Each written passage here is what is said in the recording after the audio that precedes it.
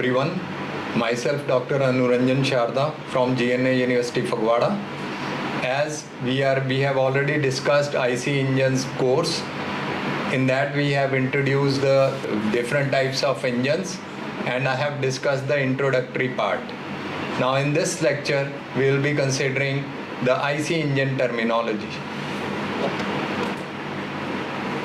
By the end of this module, learner will be able to recognize and define essential engine terminology, comprehend the constructional parameters of IC engines related to dimension, size and volume, comprehend the performance parameters of IC engines including power output and fuel consumption.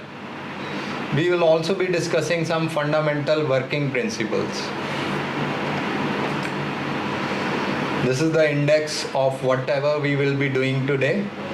The first is the title slides, followed by learning objectives, index, then IC engine terminology related to construction will be discussed. This will be related to dimensions, bore sizes and volume of the engine. Then we will be discussing the IC engine terminology related to performance, that is compression ratio, mean piston speed, horsepower, ratings of an engine, torque, brake power, mean effective pressure, BMEP and IMEP, indicating power and specific fuel consumption. So let us start with the presentation. The first thing that we'll be talking of is terminology related to construction. As you can see in this figure, you have the piston cylinder arrangement connected via connecting rod to the crankshaft, and this crankshaft rotation is shown here with an angle theta. Right? This is the topmost position of the piston called TDC. The diameter of this cylinder is called the bore. The TDC is the topmost position, BDC is the bottommost position. Stroke length is the length of the TDC from BDC. So this length is called the stroke length. Next we come on to the bore sizes range. An engine can vary from 0.5 centimeter dia to 0.5 meter dia. That is 0.2 inches to 20 inches. An engine with B equal to L, that means bore is equal to the length, is called a square engine. As an example, Bajaj Chetak scooter, it was an engine with bore equal to the length of stroke. It was a square engine. So if length of stroke is greater than bore dia, L is greater than B, then the engine is called under square engine. That means the bore defines the squaring of the engine, whether it is under square or over square. For over square engine, length is less than bore. Over means the bore is over the length. So in an over square engine, the shorter length stroke gives lower average piston speed. You can see in this figure, a short stroke over square engine is there. So as it is over stroke, the dia is more as compared to the length of stroke. So hence the piston moves at smaller speed, whereas in a square engine the piston has to cover larger distance and hence need to have a more speed as compared to the short stroke over square engine. In case of under square engine, the length of stroke is further increased and hence the piston speed also increases. So for the same RPM, the underscore engine has higher piston speed as compared to the over square and square engines. Since the piston speed is directly proportional to the frictional losses, the frictional losses will be more in case of under square engine. Next we talk of terminology related to the size of the engine, that is the volume. So we have in the same diagram, you can check out, this is the clearance volume. Clearance volume is the distance between the TDC and the top cover of the cylinder. So space between the top dead center and the cylinder head. That is called clearance volume. The swept volume, as the name suggests, where the piston sweeps the volume, that is called swept volume. Or the piston is displaced from its position, that is called displaced volume, swept volume, right? The volume that the piston displaces or sweeps out as it moves from one dead center to the other. This is equal to the cross-sectional area of piston multiplied by the stroke. That means that this area of this dia, that is pi into b square divided by 4 multiplied by the length of the stroke, L. So that is the expression for displaced volume. Then we talk of cylindrical capacity. So capacity of an engine is defined by the swept volume only. Like if you are having 3 cylinder of say volume Vd, then the cylinder capacity will be defined as Vd into number of cylinder, that is 3. Hence we can define engine sizes are compared on the basis of total cylinder swept volume, known as engine cylinder capacity. This is also known as cubic capacity of the engine. You might have heard of Maruti 800cc. So 800 is representing this cylinder capacity. That means the volume of swept volume of all the cylinders added together contributes to 800. It is not exactly 800, it is nearer to 800, 700 something. So you can see in this diagram also the displacement volume, clearance volume, TDC, BDC, length of stroke, so and the capacity of the engine. Then we'll be talking of some performance terminology. Number 1 is the compression ratio. Now there is a difference between pressure ratio and compression ratio, which the learners are often confused. Pressure ratio is the ratio of the pressures only, whereas compression ratio is the ratios of the volume.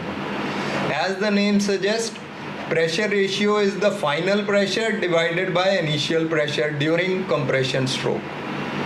So the final pressure is obtained when the piston reaches the TDC.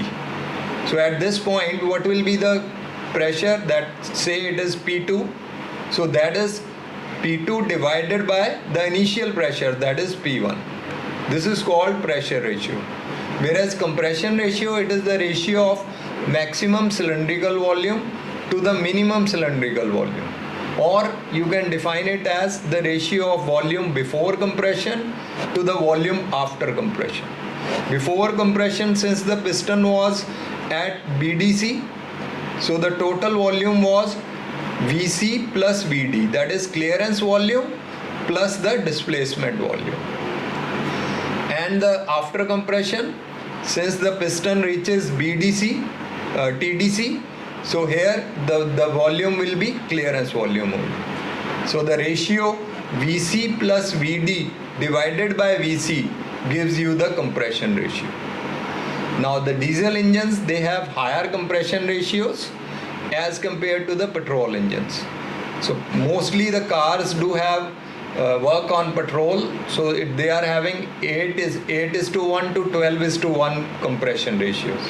High performance cars do have compression ratios equal to 15:1. However, the diesel engines, they can operate from 20 to 22:1 ratio. Then we talk of mean piston speed. As the name suggests, it is the speed, average speed of the piston in a reciprocating engine. That is distance traveled by the piston divided by the time. So it's a function of stroke and RPM. So this mean piston speed is represented as UP and is denoted as ds by dt, distance traveled by time taken. UP, now in a piston cylinder arrangement, the distance traveled is say in 1 RPM. So when I talk of mean speed, in one stroke, when the piston moves from top dead center to bottom dead center, 180 degrees of this crank is covered. Then when it comes from top bottom dead center to top dead center, another 180 is converted. So when the complete revolution of this crank takes place, 2L distance is covered by the piston. Since we are having n revolution per minute, so we can say in one revolution you have 2L distance travel, in n revolution you have 2Ln distance travel, and n is completed per minute, so you convert per minute to second, you get this 60. So hence average piston speed can be written as 2Ln divided by 60. Now for example, a piston in an automobile engine which has a stroke of 90 mm and running at 3000 rpm will have a mean speed of 2 into 90 by 1000 into 3000 divided by 60, that is 9 meter per second. So higher the piston speed would require larger valves to allow for high flow rate. If piston speed is high, you need to give some time for the inlet charge to enter into the engine. So this requires a larger dia valves. So valves are always designed for maximum dia. Average piston speeds for standard auto engine is about 15 meter per second. Then we move on to the performance terminologies, including the horsepower. Horsepower, it was earlier defined by James Watt. James Watt was the scientist who develops the Watt engine. So one horse can do 33,000 foot-pounds of work every minute. This was stated by James Watt. So he has experimented it and he has concluded that 33,000 foot-pounds of work was done by an average horse every minute. A horse exerting 1 horsepower can raise 330 pounds of coal 100 feet in a minute. That means 330 into 100, that is 33,000 foot-pounds, and this is done in a minute. So you can divide this 33,000 in any part. You can also say 33 pounds of coal 1000 feet in 1 minute, or 1000 pounds of coal in 33 feet and in 1 minute. So that defines the horsepower of an engine. So conversion of this horsepower into SI units is 1 horsepower is equivalent to 746 watts. So if you took a 1 horsepower horse and put it on a treadmill, it could operate a generator producing a continuous 746 watts. So hence we define the horsepower as a unit of measurement of power, and it defines the rate at which the work is done. So it is usually in reference to the output of the engine or motors. Now ratings on an IC engine. When you go to buy an IC engine, you need to specify to the supplier what type of engine you are using. You have to give its specification. So engines, they are specified in terms of power which is being developed by the engine at a particular RPM. So power is always accompanied by a speed. You can't say कि I want this much power. Only giving power does not complete the specification of an engine. So rating is specified on the engine itself on a plate, like it is written the maximum rated power. Maximum rated power, it is defined as the highest power developed by an engine for a short period of time or operation. So you cannot continuously maximum rated power. Maximum rated power can be obtained only for a short interval of time. Normal rated power, it is the power that is developed by the engine in a continuous operation. So continuous operation may you get only the normal rated power. Then the rated speed. Rated speed represents the speed at which this rated power is developed. So we'll be discussing this power. Now this rated power is always the brake power. We will be talking of brake power in the next slides, coming slides. First of all, we will be talking of the torque. Now what is torque? You can see this figure. The combustion is taking place here, and due to combustion the pressure is exerted on the piston. This pressure causes this piston to move downwards. Through this connecting rod, this power is transmitted to the crank and finally to the crankshaft. Now this is the lever.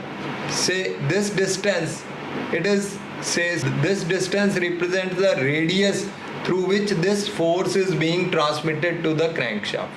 So this force into this radius will give us the torque. So you can see the definition here. It is equal to the product of force acting along the connecting rod and the perpendicular distance between this force and center of rotation of the crankshaft. That is F into perpendicular distance R.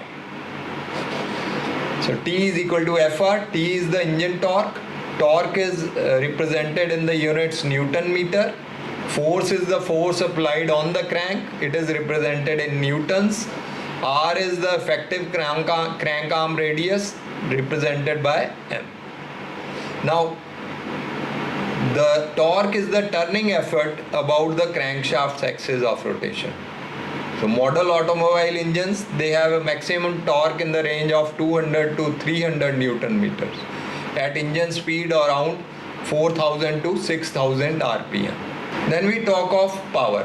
Now power is, it is the total available work which is available at the crankshaft. So power available at the crankshaft for doing useful work is called brake power. Now you can see this figure. You know that linear power is represented by force into velocity. The counter units of counter quantities of force in circular motion represents the torque, and counter quantity of velocity in circular motion constitutes the angular velocity. So you can write brake power as torque into omega. Omega is angular velocity and omega is 2 pi n. So 2 pi n into T divided by 60 represents the brake power. Now you can see here, in one revolution 2 pi distance is covered. So in n revolution 2 pi n distance will be covered. Right? So hence we can define 2 pi n as the angular velocity of this circular motion. So here it represents the crankshaft. So multiplied by torque will give you the brake power. So it is represented as, this 60 comes from RPM. We are having revolution per minute. So to convert into second, you divide it by 60. So hence the units becomes joule per second or watts. Now you can see this instrument, apparatus rather. So here what is there? A rope is connected. It is whirled around this pulley, and it is connected to the weight at one end and spring balance at the other end. Now as we add weight to it, this weight will act upon this rope and it will tighten its grip over this rotating pulley, and hence its rotation will be lowered. RPM will be lowered. Right? So we will be calculating this total power developed by this crankshaft by operating it, providing the brakes on it. So the term brake comes from the brake dynamometer, a device used to measure the brake power. The force required to brake the engine gave a direct measure of its power. The brake power is less than the power generated by the gas in the cylinder due to the mechanical friction and parasitic loads, that is oil pump, air conditioner and compressor, etc. Now you can see how we define how we calculate the brake power, how we generate a formula for calculation of this brake power. Now you know that Brake power is 2 pi nt by 60. So 2 pi n, we are taking it same as here, 2 pi n.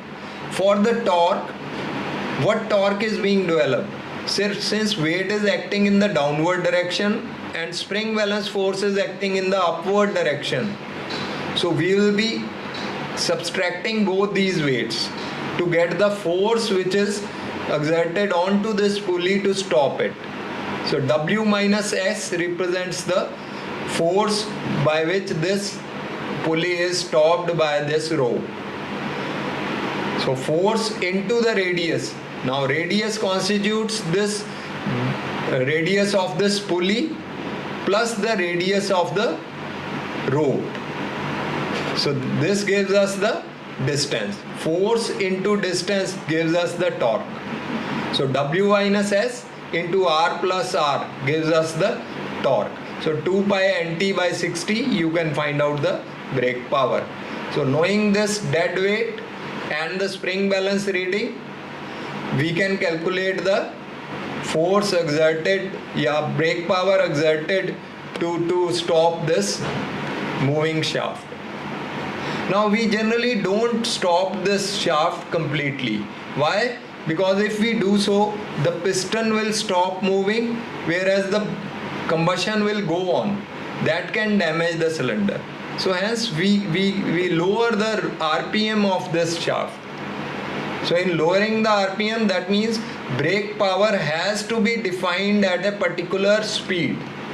So that speed is measured and brake power calculated by this at the same speed will give you the required specification for that engine. Then I come on to defining the mean effective pressure. So you can see in this diagram, you are having the suction, the compression, the heat addition at constant volume, followed by expansion and exhaust. Now this represents the Otto cycle. Otto cycle is the cycle, ideal cycle on which this petrol engine is based. Now since you can see in this diagram, the pressure is varying continuously. It is increasing during the compression stroke, increases during this heat addition, then decreases during the expansion stroke, and so on. But generally what is required? So when quoting cylinder pressure, it is more helpful to refer to the average pressure that is constant throughout the power stroke. So this MEP, mean effective pressure, is that theoretical constant pressure which will generate same amount of work as generated by the actual wearing pressure for the same engine.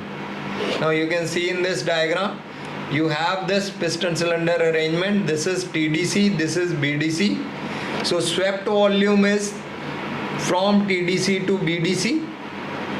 So that means that defines the size of the engine. Now when it is at TDC, you can see here the variable pressure is there. Now here what is there? We are considering the constant pressure. But we are also taking this network, which is represented by area enclosed in this curve, to be same as the area enclosed by this rectangle. So MEP is the height along the y-axis, which will give me the same work with the same swept volume as is given by the actual engine with variable pressure. So hence we define MEP as that theoretical constant pressure which will generate same amount of work as generated by the actual wearing pressure for the same engine. That is, swept volume remains same. Now from this rectangle you can derive its formula. MEP can be written as the area of this rectangle divided by the swept volume. So hence MEP is work done by swept volume. So this concept is used because when we define the indicated power, which represents the power generated inside the cylinder, then we need to have a constant pressure there. We'll be talking of it in the next slide. So here we have BMEP and IMEP. Now from brake power, the corresponding term used is brake mean effective pressure rather than indicated mean effective pressure. For indicated power, we use indicated mean effective pressure. Now what is BMEP? BMEP is the average pressure that if applied uniformly to the pistons during the power stroke would produce the same measured brake power output of the engine. So it's a theoretical value. Actually, the pressure produced is higher inside the cylinder. But it helps engineers understand how efficiently an engine converts fuel into work. Right? So we need to define BMEP. So in BMEP, if we use the formula of indicated power and equate with the formula of brake power, then we get BMEP. Like in this formula, we are the first term is of the indicated power. Pressure into area gives you the force. Force into length gives you the work. So PLAN is representing work per unit time because N is representing revolution per minute. So per unit times come from this N. So plan divided by 2. Why 2 we are dividing? Because for every 2 revolution we are getting this power stroke in 4-stroke engine. Whereas in case of 2-stroke engine we will be simply writing plan. Now here the number of cylinder is 1 only. So plan divided by 2 is equal to 2 pi NT. This is the brake power. So formula of indicated power with pressure equal to BMEP, we can directly equate it to 2 pi NT. From here you can calculate the value of BMEP. So PB, NN cancels out. PB LA is equal to 4 pi T. This 2 goes here, multiplied by 2 to get 4 pi T. So PB is written as 4 NT by LA. So BMEP can be defined as 4 into pi into torque divided by L into A is again VD. So similarly we can define it for 2-stroke. Here it will not be divided by 2 because in a single revolution we will be getting this power stroke. PB into LAN is equal to 2 pi NT. Now PB into LA is 2 pi T, PB is 2 pi T by LA. So you can define BMEP as 2 pi T by VD. VD is displaced volume. Length into area gives us displaced volume. Now indicated power.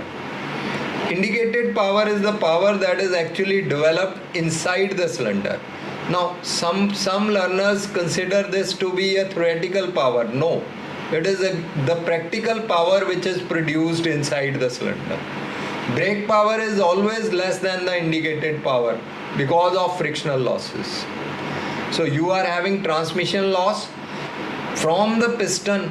The power is transmitted to crankshaft via the connecting rod. So going through these mechanical components causes loss of power. So these losses are frictional losses or pumping losses represented by the frictional power FP.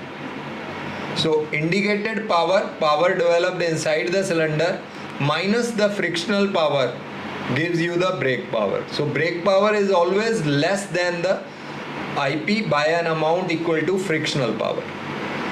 Indicated power can be expressed as PLANK divided by 60 by 1000 we are doing to convert it into kilowatt. Then we have specific fuel consumption.